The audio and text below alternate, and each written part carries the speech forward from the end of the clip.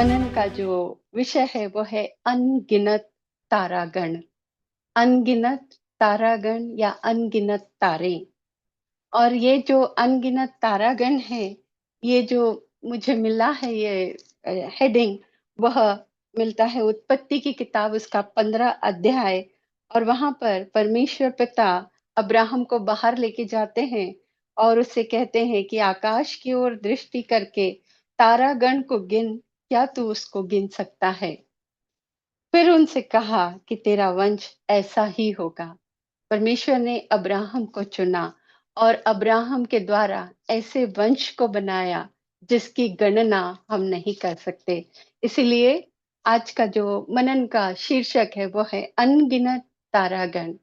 यदि हम उत्पत्ति की किताब उसके 11 अध्याय और उसके 31 वचन में जाएं, तो वहां इस प्रकार से लिखा है कि कसदियों के उर नगर से जो अब्राहम का पिता था, अब्राहम के पिता का नाम है तेरह, वह अपने पुत्रों के साथ निकलता है उर नगर से और उस वाचा के देश को जाने के लिए निकलता है जो परमेश्वर ने एक वाचा का देश, एक आशीषित देश ठहराया है, वो है कनान। और वो कनान जाने के लिए निकलता है, परंतु वह हारान नामक एक जगह पे आता है अपने बच्चों के, अपने पूरे परिवार को लेकर हारान नामक जगह पे आता है और वहीं पे वो रहने लग जाता। और ऐसा लिखा गया है 32वें वचन में कि जब तेरह 205 वर्ष का हुआ तब वह हारान देश में मर गया। अर्थात यहाँ पर वह प्रॉमिस लैंड जिसकी प्रतिज्ञा परमेश्वर ने दी थी, जिसका चुनाव परमेश्वर ने किया था, उस स्थान पर वह नहीं पहुंच पाया और वो वहां पर 205 वर्ष का होने के बाद में मर जाता है। अब यहाँ पर अगली जो बात हमको देखने मिलती है वो 12 अध्याय, जहां अब्राहम को बुलाया जाता है। और यहाँ पर शीर्षक ये लिखा है कि परमेश्वर की ओर से अब्राहम को बुलाए जाने का वर्णन। और इस जब अब्राहम को परमेश्वर बुलाते हैं तो वहां पर बहुत सारी उससे प्रोमिसेस करते हैं और बहुत सारी आशीषें देते हैं उसको। उसमें से एक आशीष जो है उसके विषय में हम मनन करेंगे। ये बहुत बड़ा अध्याय है मनन का, परंतु हम एक ही विषय को लेकर उसे पढ़ेंगे। और वह मिलता है आपको उत्पत्ति उसका 12 अध्याय तीसरे वचन के वचन में, जहां यूं लिखा है, जो तुझे आशीर्वाद दे मैं उन्हें आशीष दूंगा, जो तुझे कोसे मैं उन्हें श्राप दूंगा, और भूमंडल के सारे कुल तेरे द्वारा आशीष पाएंगे। और यहाँ पर मैं ध्यान आकर्षित करना चाहती हूँ आप सभी का कि भूमंडल के सारे कुल, न जाने कितने कुल है, यदि हम उसकी गिनती लगाए तो अनगिनत है। और यहाँ पर खुदा का कलाम कहता है कि भूमंडल के सारे कुल तेरे द्वारा आशीष पाएंगे, अर्थात अब्राहम के द्वारा आशीष पाएंगे। यदि हम क्रिश्चियंस को देखो तो हमारा जो नया नियम की किताब है उसकी उसका पहला मत्ती 1:1 की जो शुरुआत है वो अब्राहम के नाम से होती है। मुस्लिम्स को भी देखें तो वो भी अब्राहम के बारे में कहते हैं, और वैसे ही जूहिश को भी देखें तो वो भी अब्राहम के बारे में बातचीत करते हैं। परंतु यहाँ पर अब्राहम का सारे भूमंडल के कुलों से कैसे आशीष पाएंगे उसके विषय में हम मनन करने जा रहे हैं।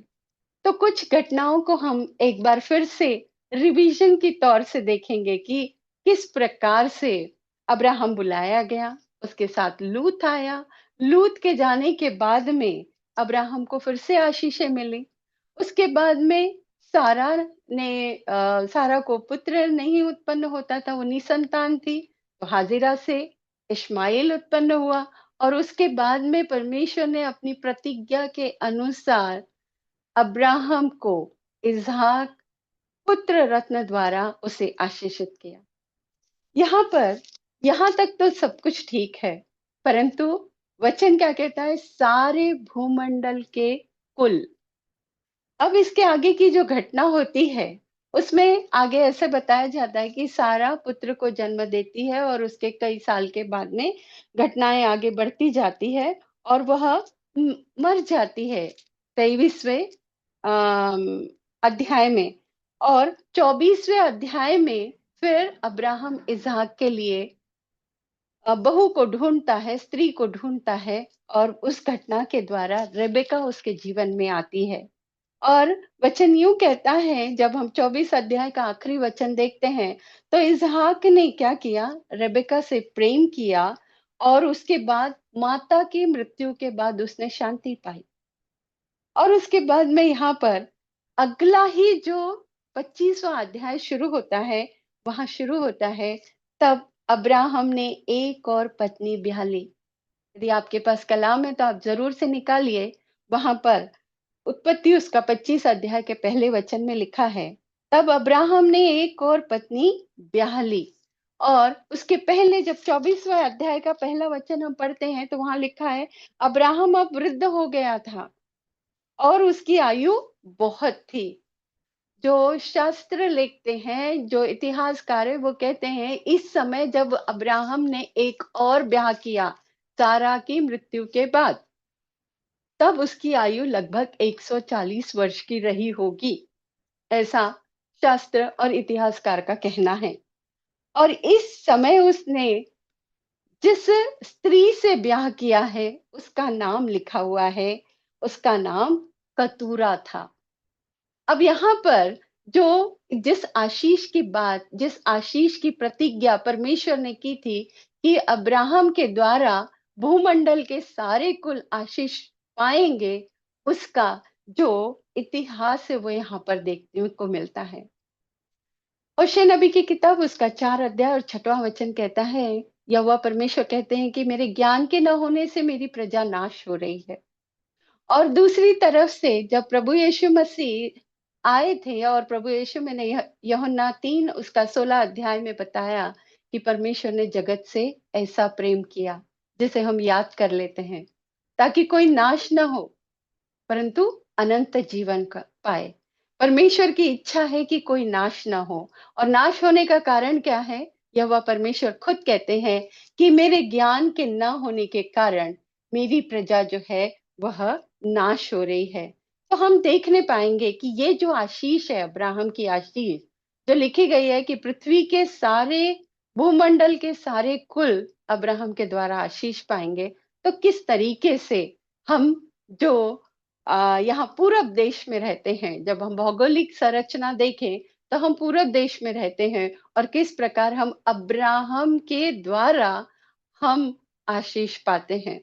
तो इतिहास को देखेंगे हम, और यहाँ पर देखेंगे उत्पत्ति उसका 25 अध्याय उसका पहला वचन, तब अब्राहम ने एक और पत्नी ब्याह ली जिसका नाम कतूरा था। उससे 6 पुत्र उत्पन्न हुए, और 6 पुत्र के बारे में यहाँ पर उनके नाम का वर्णन किया गया है। जिब्रान, योक्षान, मदान, मदना, मिद्यान, यशबाक और शूह, ये 6 बेटे हैं। और उसके बाद में योक्षान से शबा और दनान, ये पूरी वंशावली दी गई है। क्या अर्थ है इसका, क्यों ये इतिहास में दर्ज हुआ है?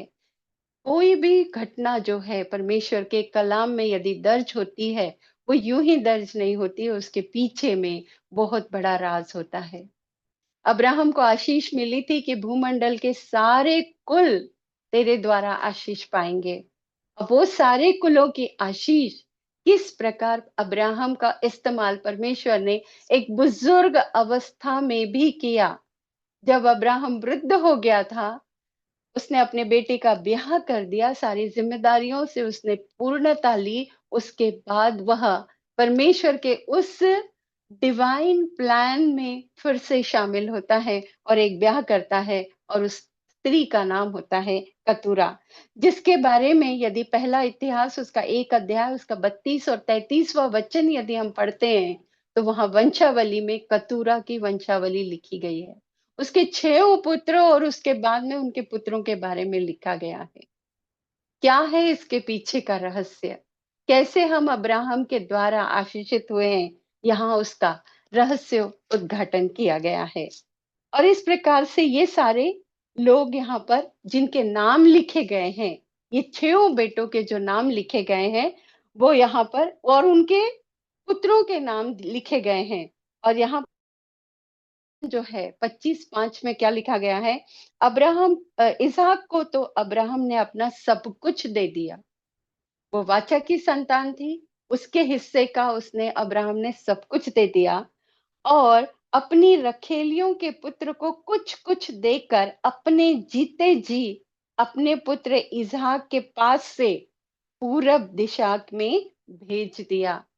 उसने इसहाक के पास में इन बच्चों को नहीं रखा। इसहाक को हर चीज दी नियम के अनुसार, परंतु इन जो ये बच्चे थे, कतूरा की जो संतान थी, इन संतानों को कुछ-कुछ देकर इसने पूरब दिशा की ओर भेज दिया। और हम आशीषित लोग हैं यदि हम नए नियम में जाएँगे और प्रभु यीशु मसीह के जन्म के बारे में हम पढ़ेंगे तो पूरब से मजूसी आए थे, ज्योतिषी आए थे प्रभु यीशु मसीह को सजदा करने के लिए। कैसे जाना? क्योंकि परमेश्वर ने अब्राहम को क्या आशीष दी थी? जब उसे बुलाया गया था तो उसे आशीषित किया था कि भूमंडल के सारे कुल तेरे द्वारा आशीष पाएँगे। और ये जो संतानें हैं, जिन संतानों का ज़िक्र यहाँ पर किया गया है, ये वे ही संतान है जिससे अब्राहम ने परमेश्वर के प्लान के अनुसार अपने जीवन में जीते जी, यहाँ पर बहुत अच्छा शब्द लिखा है, अपने जीते जी। हम विल बनाते हैं, अपने बच्चों को देते हैं।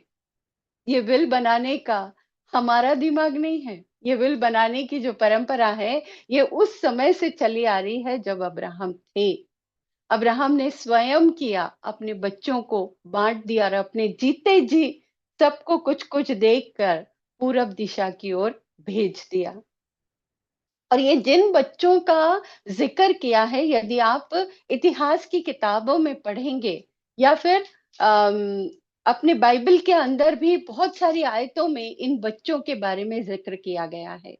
और रानी शीबा जो है, वो भी इसी 6 बच्चों के बीच में देखो जो योक्षान से शबा और यही शबा से ऐसा इतिहासकार कहते हैं, शीबा की जो रानी है, वो उसी क्षेत्र में से आगे आई है।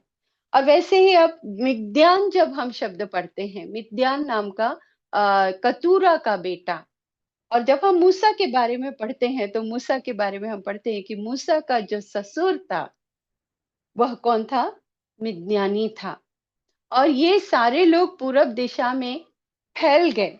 किसके बच्चे थे ये? कतूरा के और अब्राहम के बच्चे। और कतूरा शब्द का जो अर्थ है, वह है महकना या महक या सुगंध। और सुगंध जो है वो चारों तरफ फैलती है। जिस दिशा से हवा चलती है, उस दिशा में ये सुगंध फैलती है। और ये सुगंध जो है इसके बच्चों के द्वारा, और इनके काम भी कुछ ऐसे ही थे, ये भी ट्रेड करते थे, व्यापार करते थे और एक स्थान से दूसरे स्थान पर ये लोग जाते थे। रोमियो की किताब उसका 11 अध्याय उसका 33वां वचन कहता है, आह! परमेश्वर का धन और बुद्धि और ज्ञान क्या ही गंभीर है। उसके विचार कैसे अथाह है और उसके मार्ग कैसे अगम है। हम कल्पना भी नहीं कर सकते कि परमेश्वर अपनी आशीषों को पूरा करने के लिए अब्राहम को वृद्ध अवस्था में, ऐसी अवस्था में जबकि वह बहुत ज़्यादा बूढ़ा हो चुका था, फिर भी उस की आशीष देकर अपनी उस आशीष को परमेश्वर यहाँ पूरा कर रहा है, जहाँ पर यों लिखा हुआ है कि जैसे ही अब्राहम को बुलाया गया, उसको बहुत सारी आशीषें दी, उसमें से एक आशीष दी है, भूमंडल के सारे कुल तेरे द्वारा आशीषित होंगे। 100 साल का होने के बावजूद भी जब उसे पुत्र नहीं हो रहा था, निज पुत्र, उसे इश्माएल तो हो चुका था, परंतु निज पुत्र की जब बात आ रही थी, परमेश्वर ने उससे कहा, "तू आकाश के यदि तारों को गिन सकता है, तब तू तेरे पुत्रों को, तेरे वंश को व्यक्ति गिन सकेगा।" ऐसी आशीषें दी थी। और ये आशीषें पूरा करने के लिए परमेश्वर ने अब्राहम को वृद्ध अवस्था में भी इस्तेमाल किया। आपकी और मेरी आयु चाहे कोई भी क्यों ना हो, यदि हम परमेश्वर के डिवाइन प्लान में शामिल हैं, तो हमें परमेश्वर अद्भुत रीति से इस्तेमाल करेगा और उसका जो प्लान है, उसकी जो योजना है, उसको पूरी करने में आपको और मेरे को इस्तेमाल करेगा। क्या आप तैयार हैं? क्या हम सदैव तैयार हैं?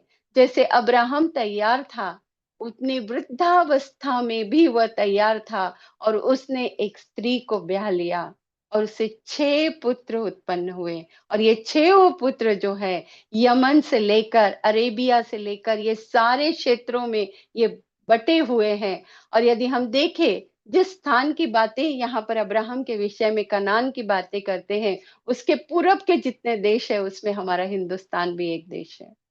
और क्या ही धन्य है हम लोग कि परमेश्वर ने किसी और दिशा में अब्राहम की संतानों को नहीं भेजा, परंतु अब्राहम की संतानों को पूरब की दिशा में भेजा है। और इसी के कारण पूरब के जितने लोग हैं और ये जो कुल है ये बढ़ते चले गए, बढ़ते चले गए।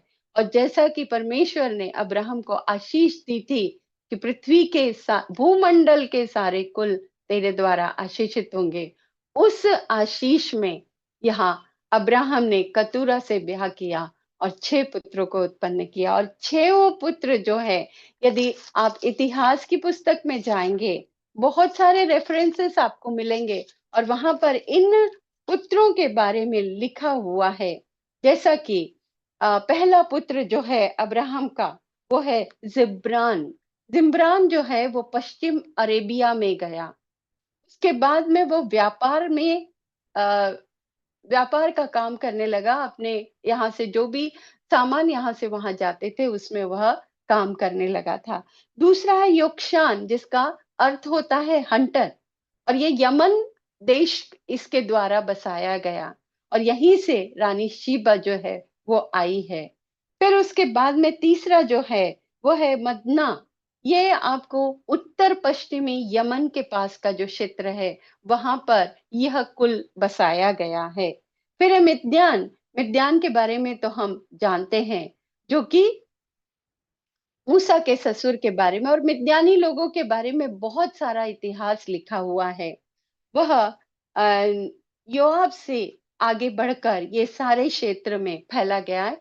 जैसे कि न्यायों की किताब 6 अध्याय से लेके 8 अध्याय में, निर्गमन की किताब में हम 3 अध्याय में पहले वचन में देखते हैं, तो ये मिद्यानी लोगों के बारे में यहाँ चर्चा की गई है।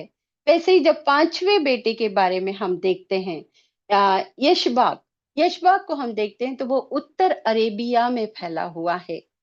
और उसके बाद में हम जब 6वें बेटे को देखते हैं तो शू करके जो बेटा है, उसके वंशज जो है वो अय्यूब के साथ में जो 3 दोस्त थे उसमें से एक जो था वह इसी जाति से बढ़कर आगे बढ़ा था।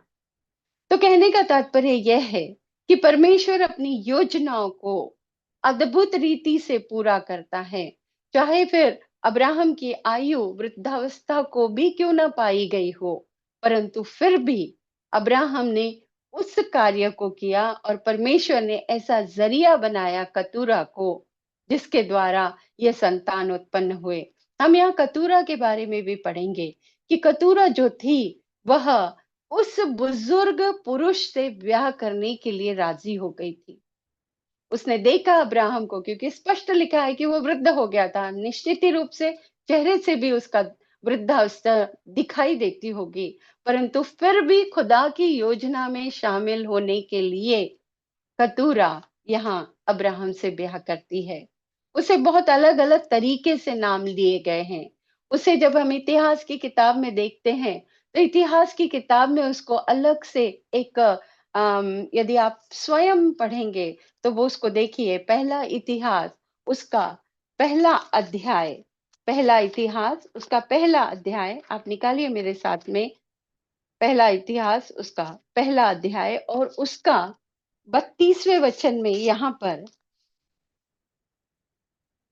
32वें वचन में यहाँ उसकी वंशावली जब हम पढ़ते हैं, पहला इतिहास पहला अध्याय उसका 32 में क्या लिखा है, फिर कतूरा जो अब्राहम की रखेल थी, यहाँ पत्नी करके भी उल्लेख नहीं किया गया, परंतु कतूरा जो है वो परमेश्वर की योजनाओं में शामिल हुई और उसके पुत्रों का नाम यहाँ पर लिखा गया है 32 और 33 में।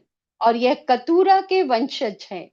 और यही वंश जो है वो बढ़ता चला गया और पूरा देश तक का ये वंश बढ़ते चले गया। और यहाँ पर वह वचन, वह आशीष जो परमेश्वर ने अब्राहम को दी थी कि भूमंडल के सारे कुल जो हैं वो तेरे द्वारा आशीषित होंगे, यहाँ पर वह वचन पूरा होता हुआ हमें दिखाई देता है।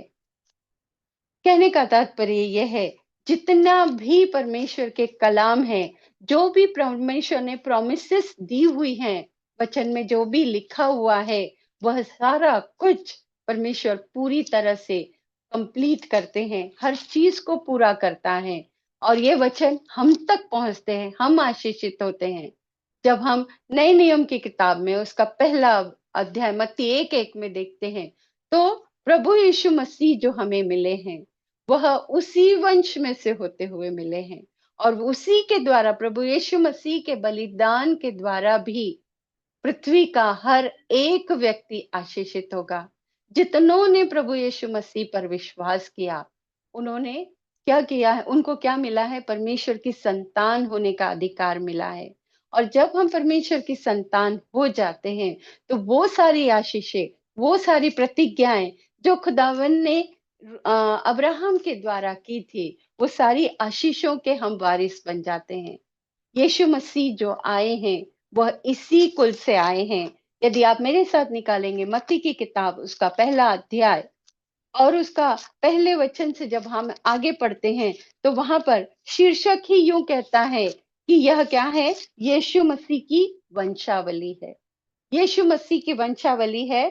और यहाँ पर पहला जो नाम है वो क्या लिखा है? अब्राहम की संतान, दाऊद की संतान, यीशु मसीह की वंशावली।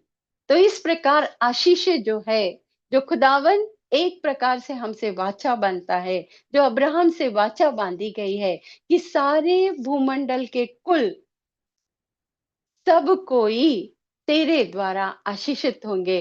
तो इस प्रकार से कतूरा के माध्यम से, यदि हम कतूरा नामक स्त्री को देखते हैं, उसके माध्यम से, उसके वंशज होने के नाते, वहां से यह पूरे भूमंडल में यह कुल फैल गए हैं। और उसी प्रकार से जब हम विश्वास करते हैं यीशु मसीह पर, तो हम उसकी संतान बन जाते हैं। यूहन्ना रचित सुसमाचार, उसका यदि हम पहला अध्याय और 12वां वचन हम पढ़ते हैं, तो वहां लिखा है, परंतु जितनों ने उसे ग्रहण किया, उसने उन्हें परमेश्वर की संतान होने का अधिकार दिया, अर्थात उन्हें जो उसके नाम पर विश्वास रखते हैं। यदि हम परमेश्वर पे विश्वास रखते हैं, तो अब्राहम की नाई, अब्राहम की जितनी आशीषें परमेश्वर ने अब्राहम को दी थी, वे सारी की सारी आशीषों के हम वो आशीषें उसके वारिस हम हो जाएंगे। और उसके लिए हमें सिर्फ और सिर्फ एक ही काम करना है, जो वंश में प्रभु यीशु मसीह आए हैं, उनके ऊपर हमें विश्वास करना है।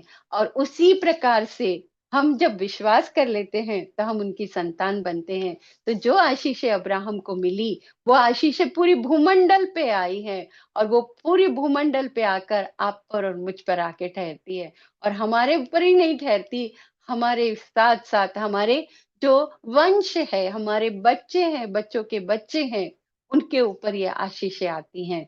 और ये आशीषें जब हमारे ऊपर रहती हैं, तो हम खुदा के खानदान के एक सदस्य बन जाते हैं। खुदा के जो पूरा वंश है, उसका एक पार्ट बन जाते हैं। और हम जब खुदा के वंश के एक पार्ट बन जाते हैं, तो हमें परमेश्वर के प्रेम से कोई अलग नहीं कर सकता। हम परमेश्वर के प्रेम से ऐसे जुड़ जाते हैं, वैसे ही हम साटे गए हैं। जब हम पौलुस की लिखी हुई रोमियो के नाम पौलुस की पत्री को जब हम पढ़ते हैं, और उसका 12 अध्याय में जब हम पढ़ते हैं 11 और 12 में, कि हमें साटा गया है उस अच्छे जैतून में, उस अच्छे जैतून की डालियों को काट के अलग करके, हम जो जंगली जैतून है, हमको जब साटा गया है, तो हम उस चिकनाई को, जो उस वृक्ष की चिकनाई है, उसमें से उत्तम उत्तम पदार्थ के भागी हो जाते हैं। हालेलुया, आमेन। प्रभु हमें सारी उत्तम आशीषों से परिपूर्ण करना चाहता है, बस हमें उसमें बने रहना है, क्योंकि यीशु मसीह कहता है, जो डाली मुझ में बनी रहती है, वही फलती है, और जो डाली बढ़ती है उसे परमेश्वर पिता काटता भी है और छाँटता भी है, ताकि बहुत सारा फल लाए। जब हम काटे जाएँ, जब हम छाँटे जाएँ, तो हम दुखी ना हों, परंतु हम उस आशीष के भागी होने के लिए ये सारी बातों में से होकर निकलते चले जाएँ। और जो खुदा ने अब्राहम से प्रॉमिस किया था, उन आशीषों को हम तक आने में, हमें पाने में कोई रोक नहीं सकता। खुदा करे इन वचनों के द्वारा परमेश्वर हमें उस वृक्ष में, उस दाग की बारी में, उस दाग की लता में, जो हमारा प्रभु यीशु मसीह है, जुड़े रहने के लिए हमें बल और सामर्थ दे, ताकि हम उसमें जुड़े रहें, उसमें जड़ पकड़े रहें, तो उस उत्तम चिकनाई को हम पाते जाएँ, और हम उस उत्तम चिकनाई को जब हम पाते हैं, खुदा के शुक्रगुज़ार रहें, उसे कभी छोड़ें नहीं, उसमें बने रहें, ताकि फल लाएँ और बहुतायत से फल लाएँ। और खुदा के लिए फल लाने का अर्थ क्या है? खुदा का फल लाने का अर्थ है हम उसकी आज्ञाओं को मानें। वो उसने हमसे परमेश्वर ने हमसे इतना प्रेम किया कि उसने अपना बेटा दे दिया हमारे लिए, ताकि हमारे गुनाहों के लिए वह सूली चढ़ जाए। हमें शिफ़ा मिले, हमें चंगाई मिले, हमें क्षमा मिले, हमें वो सारी चीज़ें स्वर्गीय आशीष मिले, जो उसने अपने बच्चों के लिए रख छोड़ी है, और वो हमें मिल रही है। पर हमें उससे नहीं छोड़ना है, हमें उसके साथ बने रहना है। यदि हम उस प्रकार से यदि हम आशीषों के पीछे चलते हैं, आशीषों के पीछे यदि हम बने रहते हैं उन आशीषों में, तो हमारे लिए कोई भी ऐसी बात अनहोनी नहीं होगी, जो हम ना कर पाएँगे। क्योंकि यीशु मसीह यूहन्ना उसका 15 अध्याय में वो कहता है कि सच्ची दाखलता मैं हूँ और मेरा पिता किसान है। जो डाली मुझ में है और नहीं फलती, उसे वो काटता है, और जो फलती है उसे छाँटता है। कटनी और छँटनी दोनों के साथ हो रही है। एक उसके साथ जो फल ला रहा है, उसके साथ भी छँटनी हो रही है, और उसके साथ भी कटनी हो रही है जो फल को नहीं ला रहा है।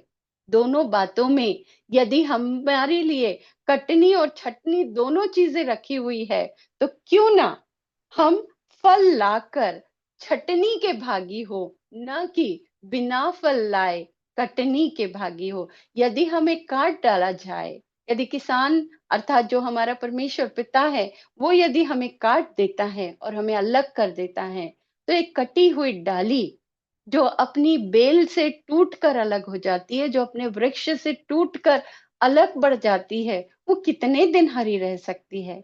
1 दिन, 2 दिन, और तीसरे दिन वो सूखी ही जाएगी, और सूखते ही वह जलाने के लिए डाल दी जाएगी। परंतु जो डाली बनी रहती है उसके साथ में और फलती भी है, परमेश्वर पिता उसे काटता नहीं है। यहाँ किसान कहा गया है, सच्ची दाखलता मैं हूँ, अर्थात प्रभु यीशु मसीह सच्ची दाखलता है और परमेश्वर पिता किसान है। परमेश्वर पिता उसे छाँटेगा, तोड़ के अलग नहीं करेगा। ये एक बड़ी आशीष है उसके साथ जुड़े रहने के लिए। कटना नहीं है, छँटना है। यदि हम छँटते हैं, तो हम और बढ़ते हैं, पर यदि काट डाली जाए, तो फिर हमारा कोई अस्तित्व नहीं रह जाता है। तो यहाँ पर वचन कहता है, जो डाली मुझ में है और नहीं फलती, वह काट डाली जाती है, और जो डाली फलती है, उसे वह छाँटता है, ताकि और फले। तुम तो उस वचन के कारण जो मैंने तुमसे कहा है शुद्ध हो। तुम मुझ में बने रहो और मैं तुम में। जैसे डाली और यदि दाखलता में ना बनी रहे तो अपने आप से फल नहीं ला सकती। यदि आप प्रभु यीशु मसीह से टूटकर, छटकर अलग हो जाना चाहें और फिर चाहें कि हम फल लाएँगे, हम कुछ कर पाएँगे, तो हम कुछ भी नहीं कर सकते। एक बड़ा सिंपल सा उदाहरण प्रभु यीशु मसीह ने दृष्टांतों में बात की। प्रभु यीशु मसीह उदाहरणों में बात करते हैं और बड़े सरल उदाहरणों में बात करते हैं। यहाँ पर वृक्ष और डाली का उदाहरण उन्होंने दिया है कि किस प्रकार से यदि एक डाली टूट गई, अलग हो गई, तो वो किसी रीति से फल नहीं लाएगी। यदि उसमें कलियाँ हो, यदि उसके अंदर कुछ छोटे-छोटे फल भी यदि लगे हों, परंतु यदि वो डाली टूट जाती है, वह फल नहीं लाती है। और हम अपने आप से कुछ भी नहीं कर सकते। जैसा डाली यदि दाखलता में बनी न रहे, तो अपने आप से नहीं फल सकती, वैसे ही तुम भी यदि मुझ में बने न रहो, तो फल नहीं सकते। यहाँ प्रभु का जो वचन है, वो सीधा-सीधा कहता है, यदि हम प्रभु यीशु मसीह के साथ जुड़े नहीं रह सकेंगे, जुड़े नहीं रहेंगे, तो हम किसी रीति से फल नहीं लाएँगे। जैसे अब्राहम परमेश्वर की आशीषों से जुड़ा हुआ था, वाचाओं से जुड़ा हुआ था। वृद्ध होने के बावजूद खुदा की जो आशीष है उसे पूरी करनी थी, एक काम बड़ा बाकी था कि पृथ्वी के सारे कुल उसके द्वारा आशीष पाएँ और उसने कतूरा से ब्याह किया और वहाँ पर ये क्यों दर्ज किया गया है? इसके पीछे एक बड़ा-सा रहस्य है ताकि हम जानने पाएँ, हम खोजें उसको, जानने पाएँ कि अब्राहम की जो आशीष है वो पूरब दिशा की ओर तक आई है। अब्राहम ने जो किया है वो काम, वह हम तक पहुँच रहा है। हमें यदि उन आशीषों में बने रहना है, उन आशीषों में को पाना है, उन आशीषों का हमें ग्रहण करना है, तो हमें उसमें बने रहना बहुत ज़रूरी है। और प्रभु यीशु मसीह डाली और दाखलता, उसका उदाहरण देकर हमें बता रहे हैं कि हम जो फलवंत होंगे, वह केवल इसी से फलवंत होंगे यदि हम प्रभु यीशु मसीह में जुड़े रहें, उसके साथ बने रहें और हमें यहाँ पर प्रभु यीशु मसीह स्पष्ट कहते हैं 5वें वचन में कि मैं दाखलता हूँ और तुम डालियाँ हो। दाखलता और डाली दोनों स्पष्ट प्रभु यीशु मसीह ने कहा। जो डाली अर्थात आप और मैं, हम डालियाँ हैं। यदि हम उसमें जुड़े नहीं रहेंगे, तो हम किसी रीति से फलवंत नहीं होंगे। यदि हम चाहेंगे कि यीशु मसीह को छोड़कर प्रभु यीशु मसीह से अलग रह के हम बहुत कुछ कर पाते हैं, तो यह भूल-भुलैया है। यह एक आपका अम, गलत विश्वास है, गलत धारणा है कि यीशु मसीह को छोड़कर हम कुछ कर पाएँगे, कुछ भी नहीं कर पाएँगे। यदि हम यीशु मसीह में जुड़े रहेंगे, तो हम क्या रहेंगे? फल लाएँगे और जो मुझ में बना रहता है, मैं उसमें वह बहुत फल लाता है। हम यदि यीशु में बने रहें, तो यीशु हम में बना रहता है और हम बहुत फल ला सकते हैं और अलग होकर हम कुछ नहीं कर सकते। ये 2 बातें हमें याद रखना है। जिस प्रकार अब्राहम ने वृद्धावस्था में भी खुदा के प्लान को पूरा करने के लिए कतूरा से ब्याह किया और उस प्रकार से पूरा देश तक का ये सारी आशीषें फैली और हमें ये आशीषों को ग्रहण करना है, तो हमें यीशु मसीह से जुड़े रहना है। आज के लिए हम मनन के लिए इतना ही वचन ग्रहण करेंगे और प्रभु को सारी महिमा देंगे, प्रभु को सारी इज़्ज़त और जलाल देंगे और इन वचनों के द्वारा परमेश्वर आपको और मुझे बहुतायत से आशीष दे, ऐसी ही मैं प्रार्थना करती हूँ। जय मसीह की।